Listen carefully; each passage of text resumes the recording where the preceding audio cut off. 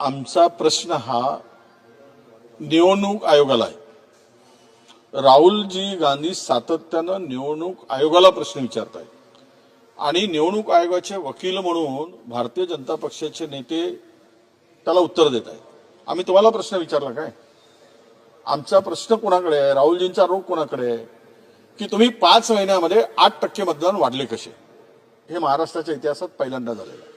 5 वर्षामध्ये 8% वाढले नाही आणि 5 महिन्यामध्ये 8% मतं वाढली।